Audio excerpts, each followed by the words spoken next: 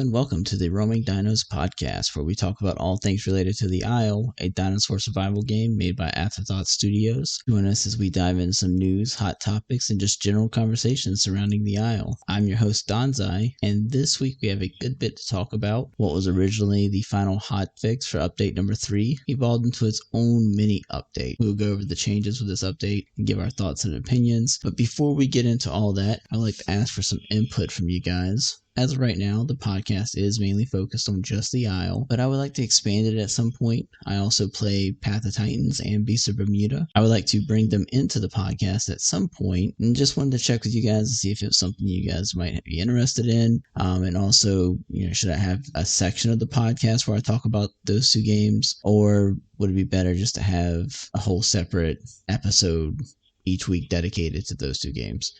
Just let me know what you think. And let's go ahead and dive into this update and go over that. So the major thing that was added with this update was the new water system. They have changed the water to be much more visually pleasing, and it will actually now react to player movements, causing ripples in the water as the player moves through it. I really like this, and I'm happy to see that minor details like this is making its way into the game. Just adds to the overall experience and really increases that immersion you get when playing. It's also nice just to see the movement in the water, hinting that there might be something there and it might not be safe to drink from it. This change also has affected the lighting under the water and makes it much harder to see when you're submerged. So especially at night, the water just seems more murky and more dangerous now, and really makes the water sense that the Dino gets more valuable. So the little blue pulsing rings you get when something is moving in the water really pays off now that it's much harder to see. Overall, I really like the new water system. The main issues I have with it are actually very minor. I don't like that the Dino's head is not above water when he's swimming now. It seems like there's like an extra layer on top of the water that adds to that movement tracking. And when the Dino is swimming now, his eyes and nose don't actually go above the water. The ripples kind of like go over his nose and eyes there. And also there's a red tint underwater.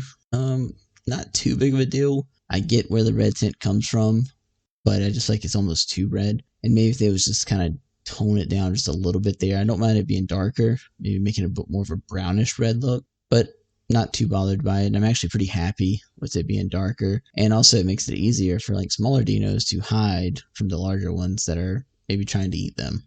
But visually, the water turned out pretty good. I'm pretty happy with it overall. The ocean looks great, the rivers and swamp. The swamp actually looks really good now. Before it looked very almost like a picture of water, but now there's actually movement across the water, like almost like there's some type of like current or just movement in the water in general, along with the interactive movement from the player. The other big part of this update was the raptor actually got the pounce during all stages of growth. Along with this, it came also animation work on the Utah Dryo Pterodon and Hypsilophodon. The Utah Dryo Pterodon all have bucking animations now to combat that Utah pounce at smaller levels. And the Hypsi now has a pin down animation for when it gets pounced. Also, another animation that was kind of almost just snuck in there on us. The Utah's got a new trot animation. So whenever you are just normal walking with the Utah, it used to look kind of like a sped up walk animation, just didn't look very natural. Now the new animation looks more fluid, much more natural, and just is overall just another visually pleasing thing that they did with this update. So I'm really happy to see that. And I used to actually avoid the trot as much as possible when playing. I would either Z-walk, run, or just crouch a lot. But now I actually like the trot, so much more happy with it. And it actually makes me play Utah a little bit more, if I'm being honest, along with the pounce changes. And then the final big thing that was added in this update was we got a couple new human structures that actually have interiors.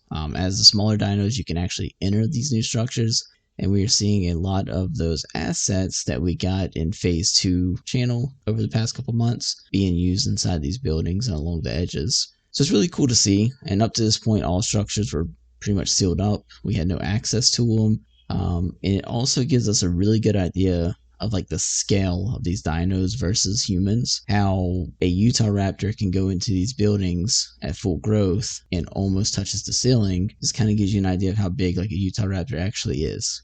we're used to playing it with other dinos where it seems much more smaller, and it just kind of really feeds into the idea of just how terrifying the human gameplay is going to be. And I can't wait to get to experience that whenever humans are released a little bit later on, from that perspective of just being terrified to go out into the jungle and collect those resources, because you'll have this 6 to 7 foot monster just pounce on you and rip you to shreds. It's going to be a great time. And that wraps up the major parts of the update 3.5. Now let's look at this dev blog that was released alongside it. Felipe kicks it off for us with talking about the process of getting the water to work correctly, and how Jace seems to have played a pretty big part in getting that to work out for us. And it seems really that Jace being added in as a level designer has really helped out the team in a lot of these little small problems. So the water design, and there was something mentioned on the Discord the past week about Jace is helping out with some of these storms in the game that could potentially add in actual weather effects, such as maybe flooding, wind causing some maybe damage or things to fall down maybe. So it's going to be interesting to see what he can do. But he seems to definitely be a very valuable asset that's been added to the team. And the other thing that Felipe mentioned in his part of the dev blog was that there is going to be localized scarring and damage. So when you get into a fight right now, let's say you're Tanato and you're fighting a raptor, the raptor bites your tail a couple times, the scars show up all over the Tanato, signifying that he's wounded. What they're going to do with this is now that blood and scarring will show up localized to the area that was hit. So if you get bit on the front leg, you're going to get scars and blood on the front leg. So that's going to add into more of a kind of like immersion, just aesthetic look. You'll still have the wounded status. They'll be able to visually see it on your body, but it's going to be localized to the area that was actually damaged in the fight. And he mentioned, and I quote, "This could be used for far cooler things." Now, I have no idea what he's alluding to there, but one thing that I really want to see is the potential for permanent scarring or, battle damage for our dinosaurs. So as you get into fights throughout your life cycle there, possibly having permanent scars to show that you've been in those fights. I think that'd be a really cool thing just to add, small, just visual, but it would be really cool to see. Now, they moved on from Felipe and another programmer, DMIV. Not sure if it's DM4 or what their actual name is. I usually just refer to them as DM. But they just kind of explained that the Elder system is already being put into the framework.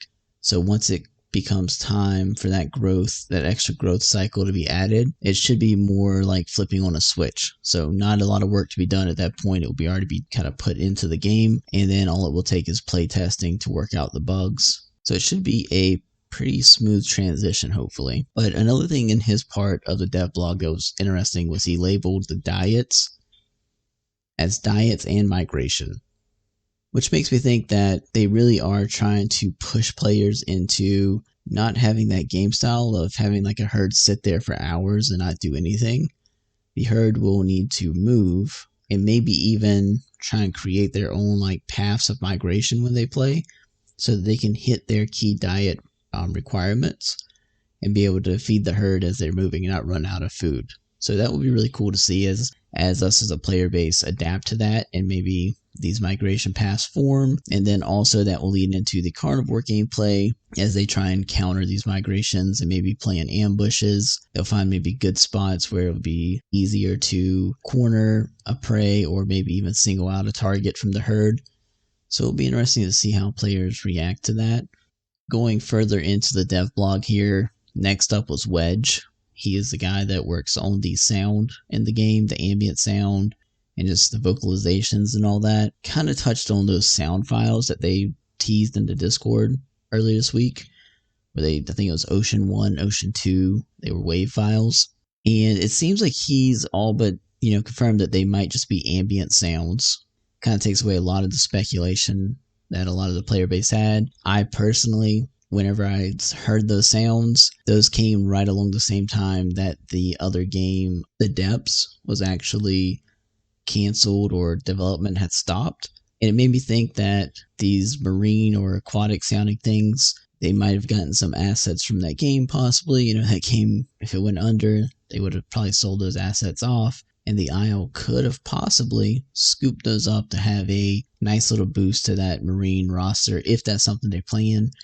Now, whether they are playable or not, I wouldn't think so. I would think if they did something like that, it would be just AI. It may even just be put out in the ocean to stop players from traveling too far out of bounds. So once the island is fully released, it would just stop people from going out in one direction in the ocean. And I'm sure like maybe the AI will come up and kill the player or eat the player before they got to the boundary. But it's a little bit just more speculation on my side. Just let me know if you guys think there's anything more to those sounds than what I'm saying there.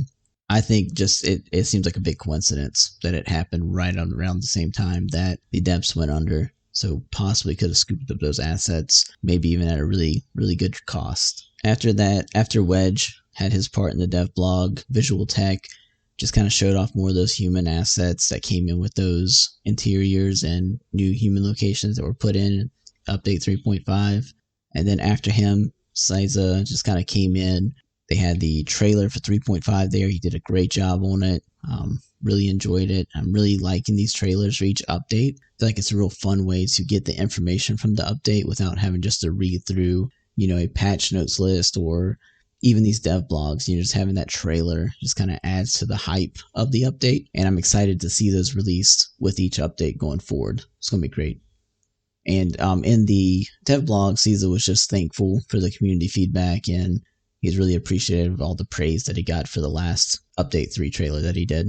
After Caesar went, Tapwing came in, and he actually went over the Herrera concept, and nothing too new here. The main thing was that it's confirmed, at least in the concept art, that they want to give Herrera some type of bite grapple.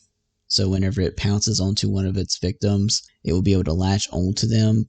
The victim could sling him off, but the Herrera would have a chance to kind of rip a piece of flesh off and be able to eat that without actually having to kill the dino. So there'd be a way for him to get food, even if he can't take down the much larger prey. He can be just kind of more of a nuisance. And Tapwing and the other guys, I guess, really thought, this attack may not do a lot of damage, but it will be just kind of unnerving to have this lizard leap out the trees or out the bushes at you, latch onto you, and you have to kind of fling him off.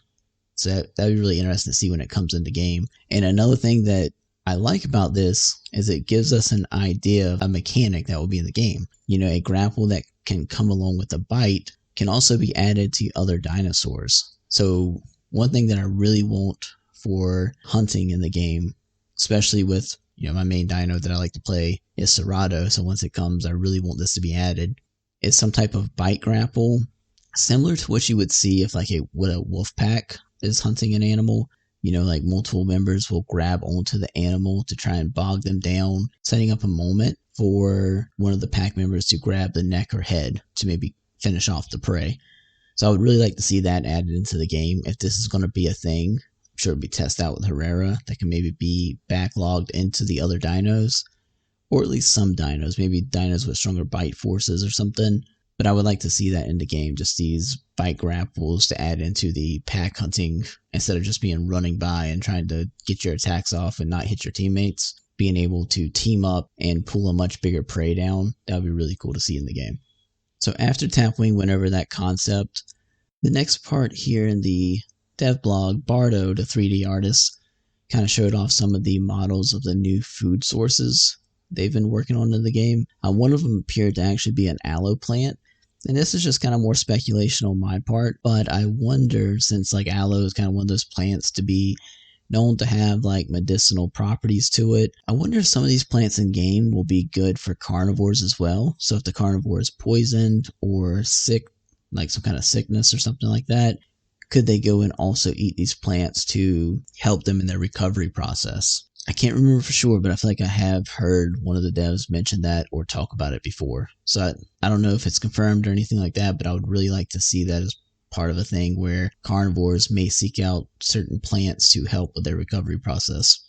And then after Bardo finished up his part of the dev blog, Kiss and Kitten came in to close us out here. And the two big things I took away from her post was she gave us assurance that the humans were coming along nicely. And from what I understand, they've already kind of claimed they want the humans out by the end of this year.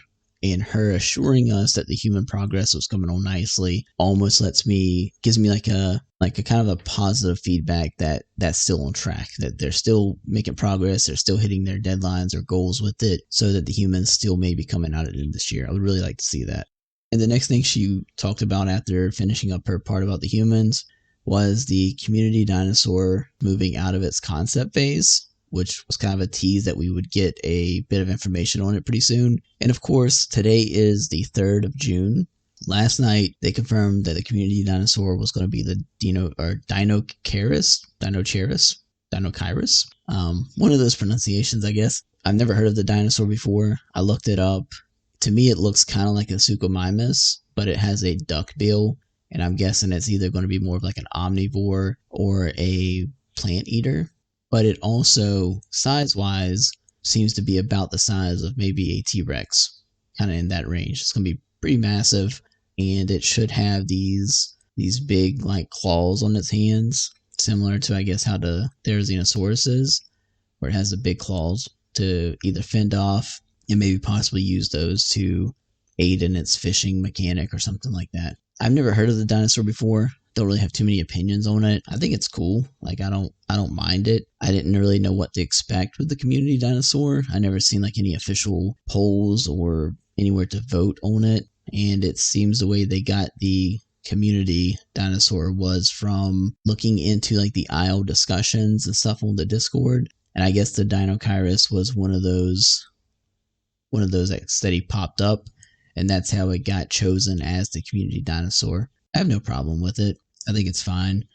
There's plenty of other dinosaurs in the game already that I like, so even if I don't like this guy, it's not going to be a big deal to me. But I did see in the Discord, just kind of looking into what was going on last night after that was announced, there's some people unhappy with it, some are fine with it, but it is chosen, it is in the work, that's what's going to be done, so there's nothing really we can do about it, and it should end up being fine. You have plenty of choices. They're talking about over 50 different creatures added to the game by the time it's done, so you should be able to find something that you like to play, if not a couple that you like to play. You don't have to play the Dinochairus.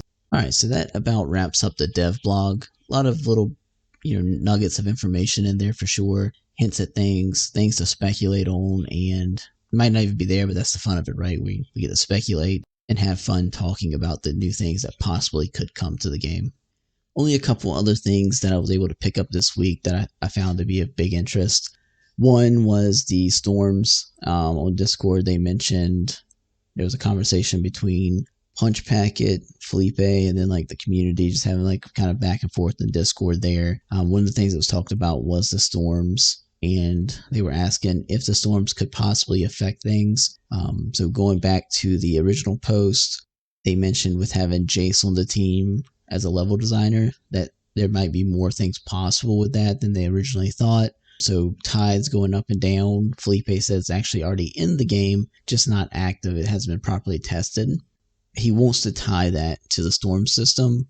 Now, as far as wind and any damage that might come from wind, they haven't really said no, but he just kind of mentioned that could be a possibility, so that they don't want to rule it out, and there might be things that they can do that they weren't really intending to do originally. And then the other big thing was it seems that the redwood biome was actually confirmed for update 4. So next update, we should be getting a new biome, and it being the redwoods, which a lot of people have been really asking for and wanting.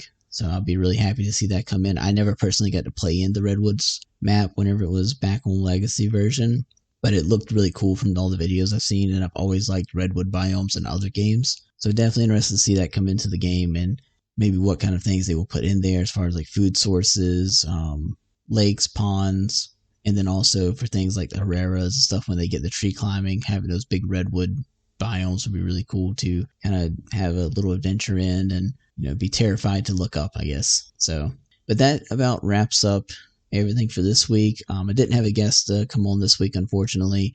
Hopefully in the future I'll be more prepared with guests, and I'll be able to have guests on every episode. I do have one lined up for next week, so it should be pretty interesting, and we will have a good conversation next week about the game, different thoughts about how to play the game, things like that. So definitely stay tuned and listen in next week for that. But if you did enjoy So make sure you subscribe to the podcast so that you can be notified when we drop new episodes. And also remember to send any feedback or criticism to roamingdinos@gmail.com. If you are an audio-only listener, we also have a YouTube channel, and we will be putting up visuals for the podcast each week, along with a few other series that we've been working on, and that will usually drop a few days after the audio version. So I try to aim for the audio version to be released on Fridays if possible, and then try and have the video up by Sunday or Monday if I can. So be on the lookout for that. And if you like any of the content here, go to the channel. I'll be bringing more content to that channel in the future, along with the podcast too. So hopefully you guys can support me over there as well. But I do thank you for listening to the Roaming Dinos podcast. You stay safe, and we'll talk to you next time.